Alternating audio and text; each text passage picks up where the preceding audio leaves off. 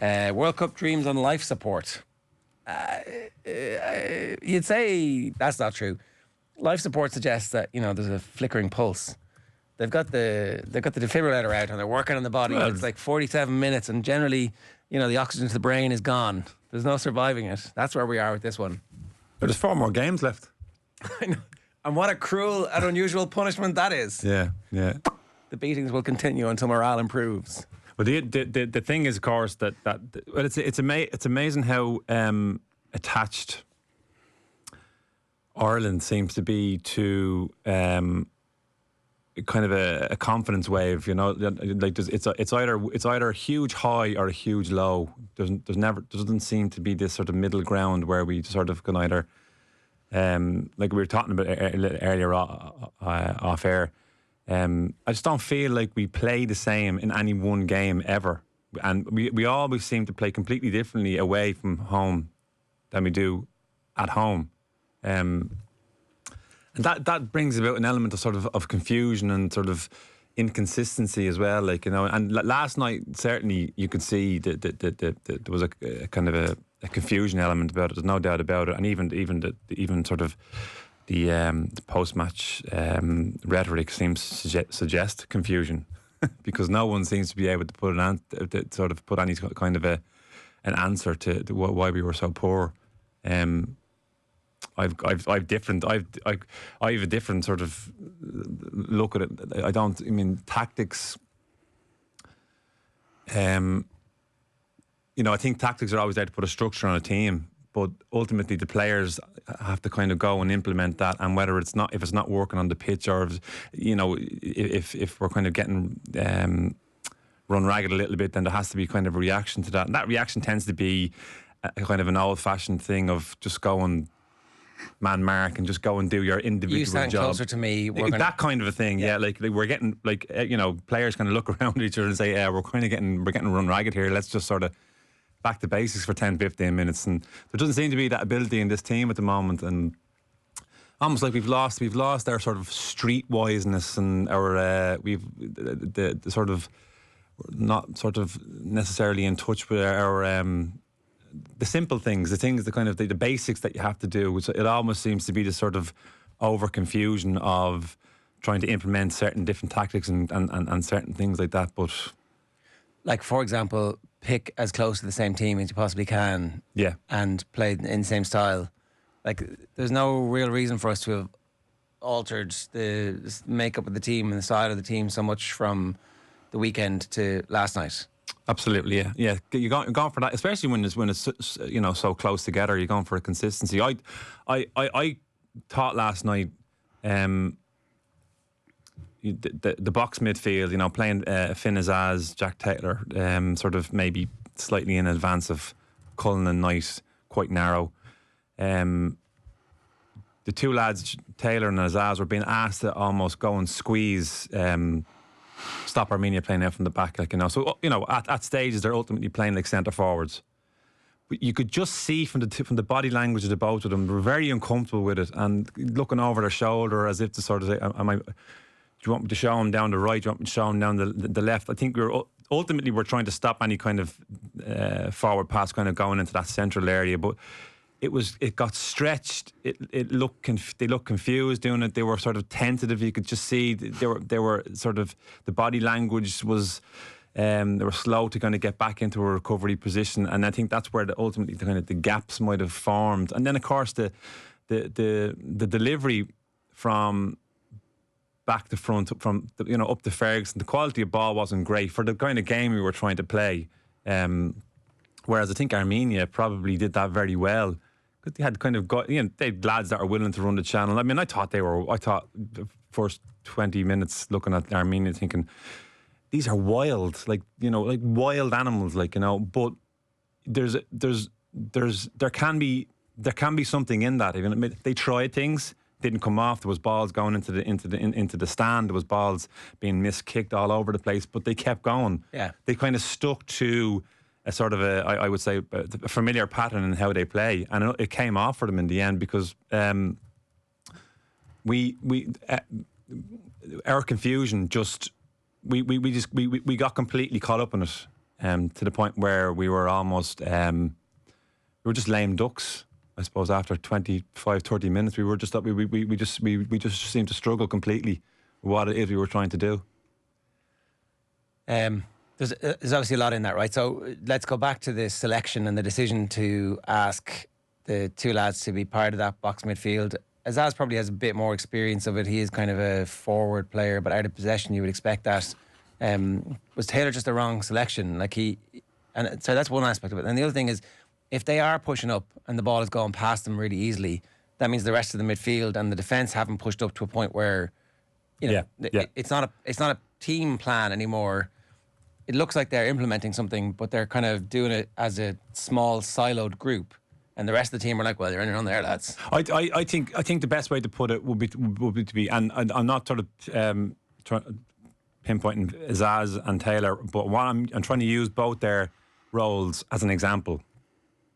They look to me, I consider them to be sort of, Azaz in particular, a very forward-thinking player, a very, how would you put it, reactive kind of player, a player that can kind of play a little bit off the cuff kind of a thing, just plays in the hole, very comfortable playing in there, good feet, can move the ball really well. Taylor was the same, and actually showed last night on a couple of instances that lovely little silhouette turn. He has that ability, good on his feet.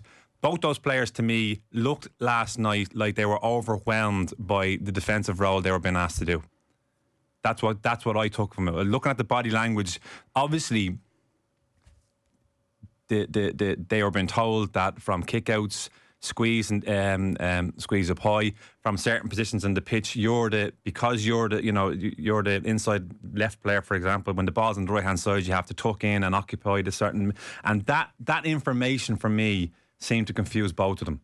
And is that because that shouldn't be that technically difficult for players. Technically difficult, no. But that overwhelmed both of them, I thought anyway, to the point that it totally took away from their game, whereby when we had the ball, they just couldn't naturally drop into those areas where they're comfortable with. So they're completely out of the zone. Both of them are out of the game. They were non-existent last night. And they're thinking too much about what they're supposed to do. Thinking too much about what's going on. And I know this shouldn't happen, but this does happen. This is very much part of the modern game. But I think the point is, both those players were being asked to do things they're not normally asked to do at club level. Well, one of the points that we've been making in support they're both very relatively very inexperienced international players. I was about to make that point. They've less than 10 caps on both of them. Well, just checking there, Taylor has 5 now, and Azaz after last night it has 8. And the point that I was making in our favour ahead of these games that was giving me a bit of hope was that actually we've a lot of seasoned internationals who know what it's like, who've been through this tricky patch, your first 5 to 10 caps where you're not very good, you're learning what it's like, and then you get to the point where you have 20, 25 caps, and okay, actually, I understand what the role is here. And he didn't go to those players. He went to these two, obviously, because he didn't believe in the ability of anybody else to do it. I think there's an element of underestimating Armenia a little bit there as well. I think it's.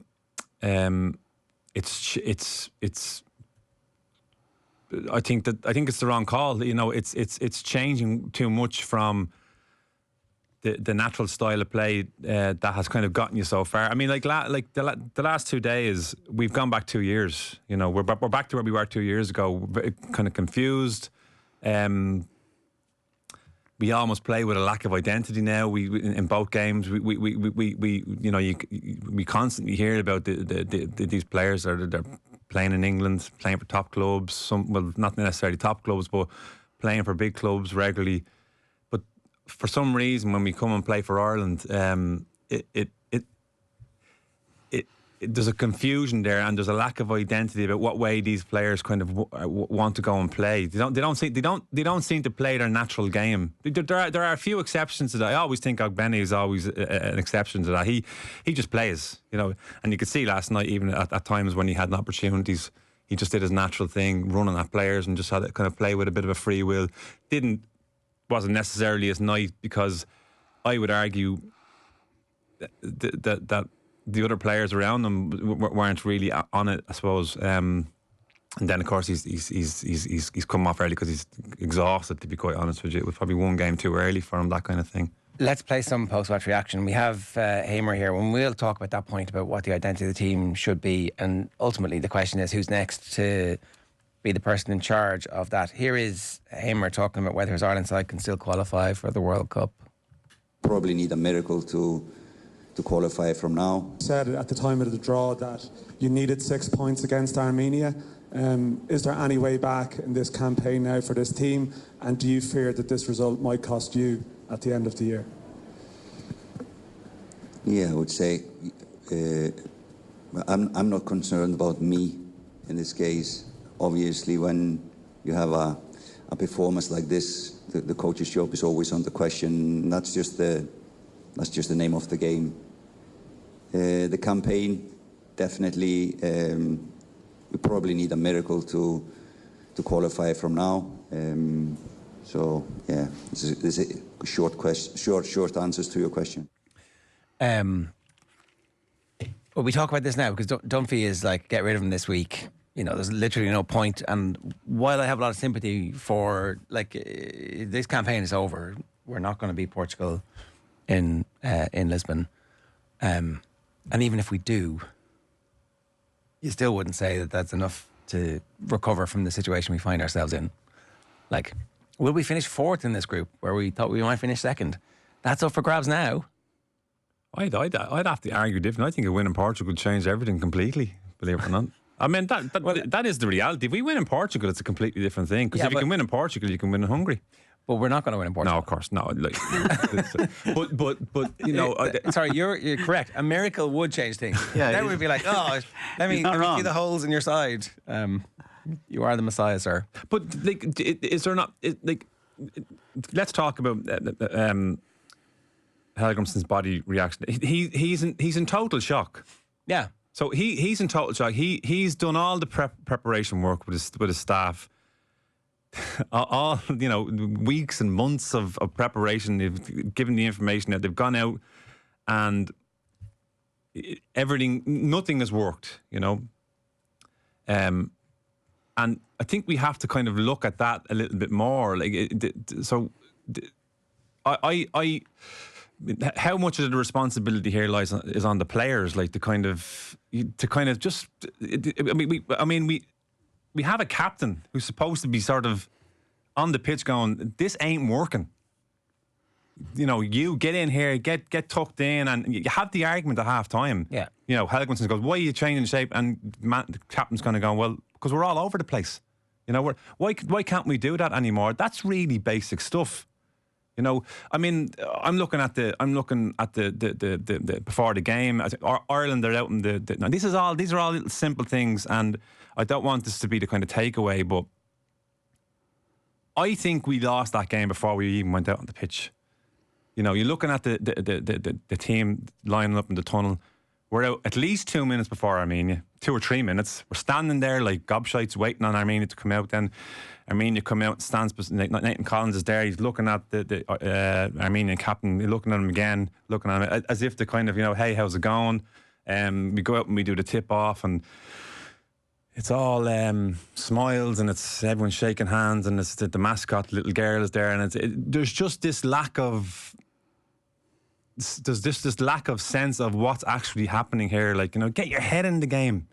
Get tuned in a little. I'm not saying go out and completely ignore the captain and ignore the young mascot and just be this old-fashioned sort of grump, but just be a bit more assertive and stick your chest out and sort of say, I'm the man here, and be that kind of leader. Like, and it's not just Nathan Collins. It's everyone, and nobody. Ireland's. We have become a team of.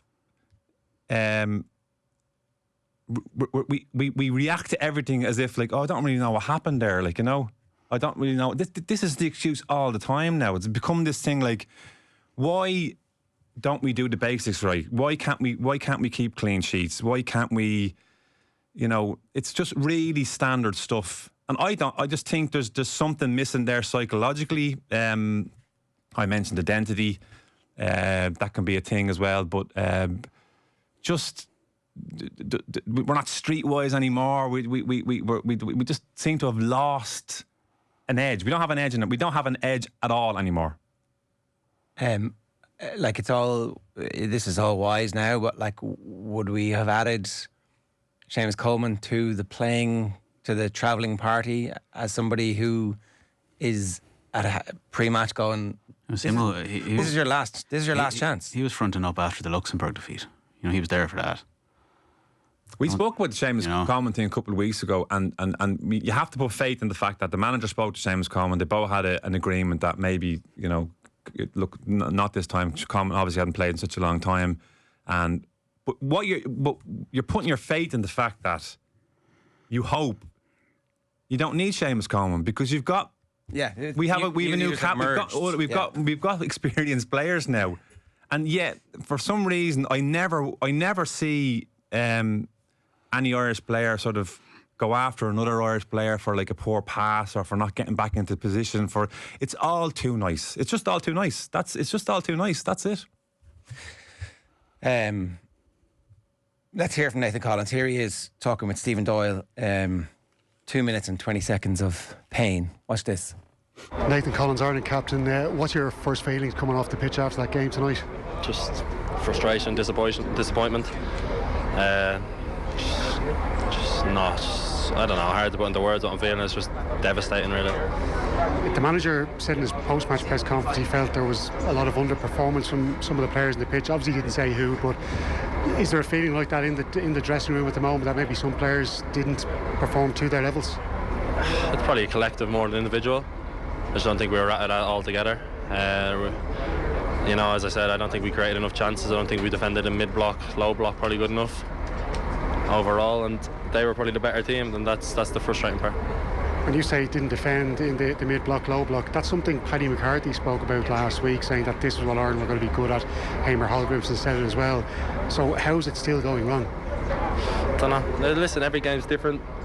Every game's different players, different opposition, different ways of breaking down at each other. I just don't think we were. I need to watch it back. I just don't think we were probably too passive again.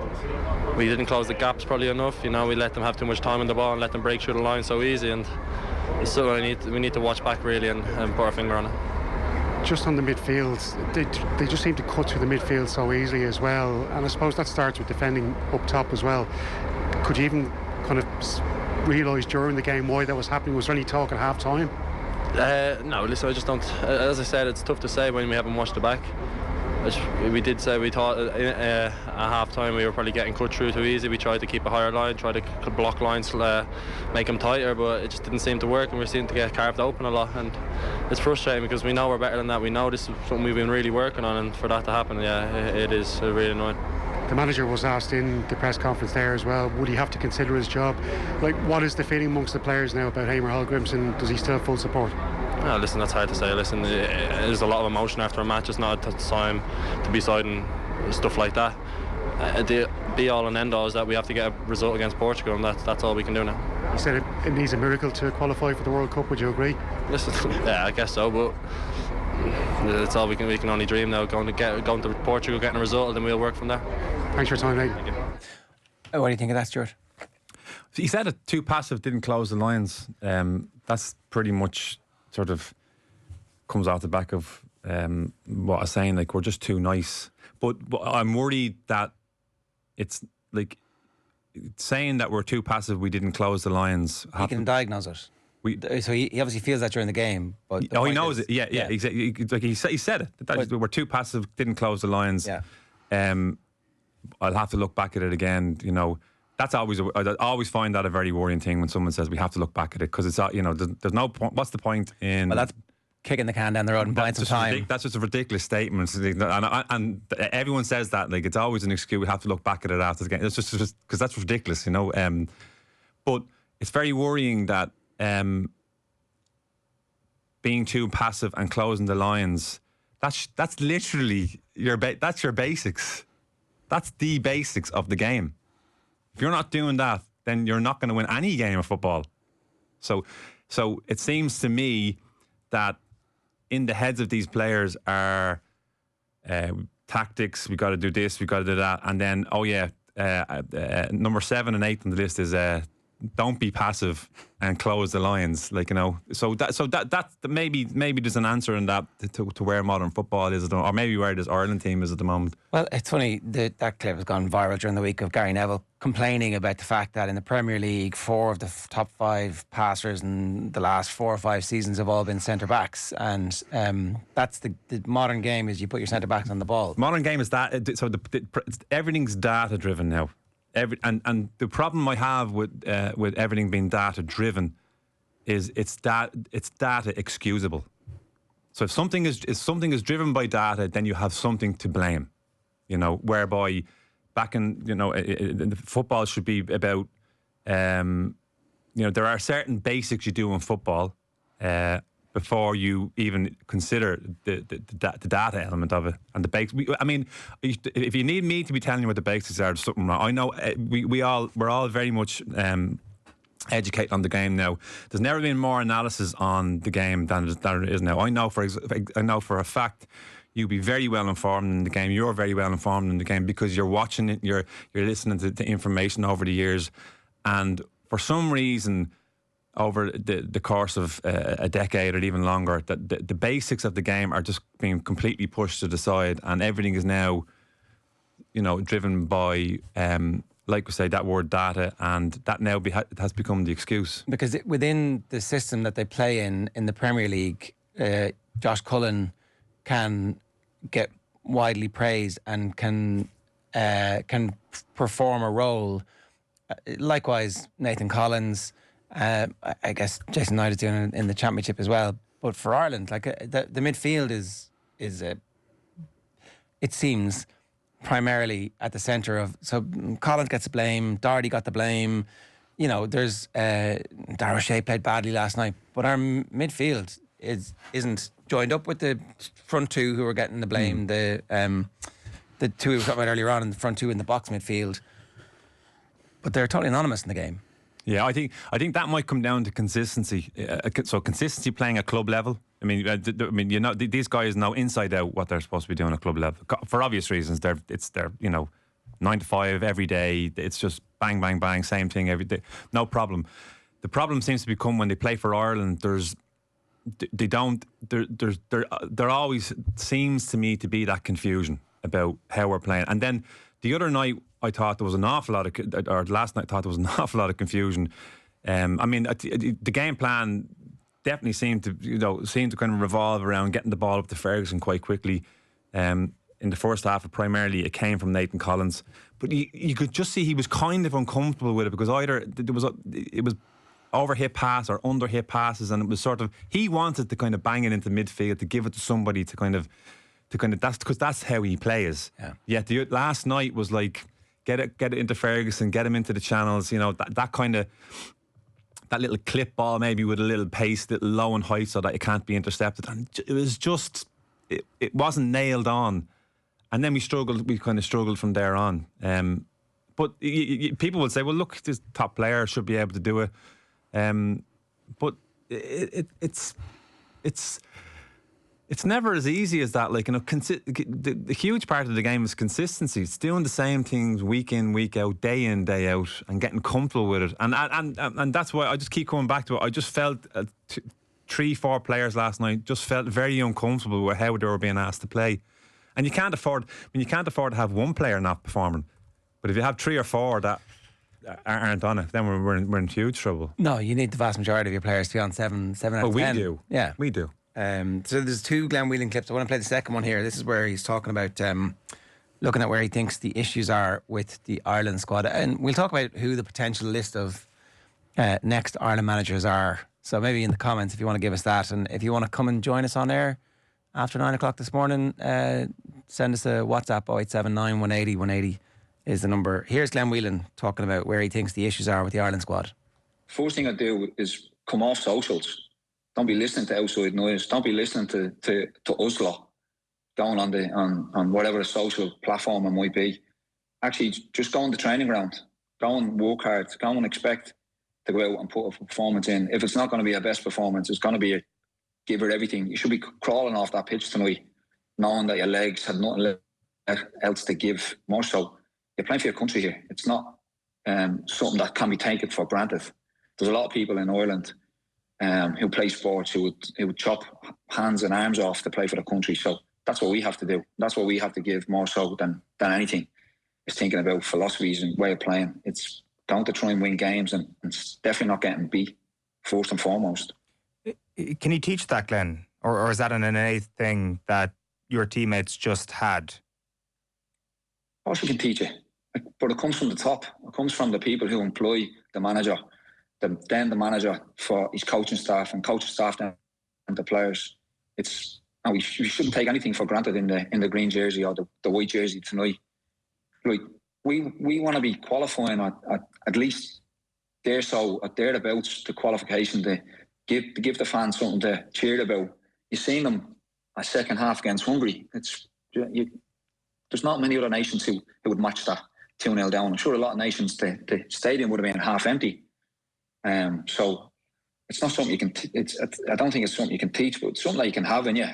And Irish people, that's what we've been brought up by, and what we saviour is like how hard we've been to beat or got big results. But again, I just think it's probably just a little bit of a different era, and probably something that's a little bit taken for granted. Yeah, a little bit of a different era, as in the players don't seem to feel the same way, and maybe that's being unfair. Maybe they're confused by the game plan, and as a result, in any situation where you're thinking about stuff, you can't be yourself. I think, Glenn, I think there's a really good point in that. Even kind of flesh it out a little bit. I very much believe now we may be looking at this sort of transitional period, maybe whereby the previous way of thinking, I'm not trying to put this the right way, like playing for Ireland always encapsulated a certain amount of certain values. Okay, we hear this all the time: aggression, and he's talking about leave it all out on the pitch, but energy, play with a high energy, an aggression.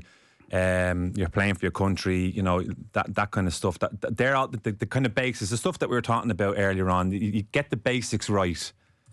There's definitely a transitional period now where the modern game is now highly influenced how we play, and therefore it's, you know, we've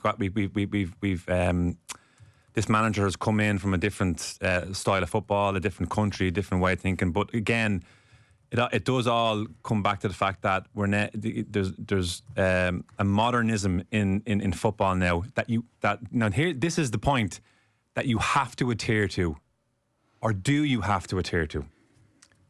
So in other words, is it? So this is the point, right?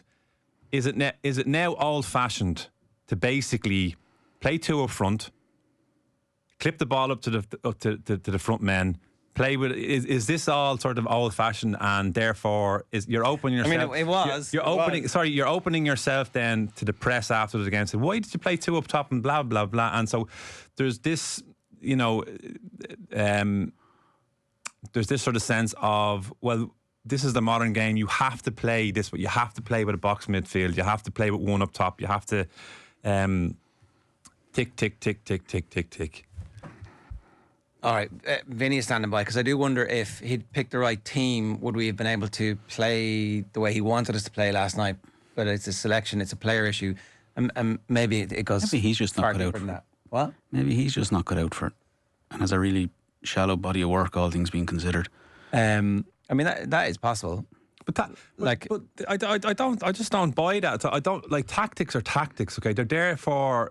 So no, I just mean in terms of what you're saying, in terms of channeling. Like, so you could see it last night from their point of view. I actually think, right, this is Helguson's come from Iceland, okay, so he's you know, from and they have basically the same values that Ireland would have traditionally had, you know, in terms of what we were just speaking about, that high energy, just aggression, all that kind of thing. Helgusson now looks to me like he's scratching his head, going, "Hang on a minute, I thought this was in your bones. You're supposed to do this stuff first. I'm here to kind of maybe add on and put a shape on the team." And it's almost like he looks confused now all of a sudden. But also, like, Paddy McCarthy's a very highly regarded coach who's working at the very top level, who's like a winning trophies with Crystal Palace, and who's working under Glasner. Like, so the coaching ticket is fine, it seems. Like, you know, this is a historic low. But maybe coach is not the problem. Arthur's saying it is. It's the managers, like, you know, it's not. I don't know. I just don't. I don't. I mean, look at Man United. Look at the amount of coaches going through Man United can't get it right. Like, you know, I mean, maybe that's not the problem. Like, you know, it's sort of a. So it's just I know it kind of veered off thing, but sorry, going back to very much what Glenn Meelan was saying and the old traditional way that Ireland would play versus the modern way. I think there's confusion in that transformation now. There's a sort of a confusion of are we supposed to play with aggression, you know, so far, or are we supposed to play this way? And there's these players just look to me like they just can't get it right. The crowd are on a different level altogether. They're expecting this. If they don't get that, they moan and groan. And there's just this element of it kind of probably just goes back to me a little bit of a lack of identity, a lack of sort of understanding of how exactly I'm supposed to play for Ireland. I'm playing for my club week in, day out, you know, all year this way. But when it comes to Ireland, not really too sure about what I'm supposed to be really doing. Like, yeah, okay. Vinny's standing by. We've got to do cash machine. A reminder after what breakfast is with the UPMC orthopaedic care. When things don't move, rotate, or bend like they used to, choose us to help you get back in action. The Ireland team could do with a bit of UPMC orthopaedic care this morning.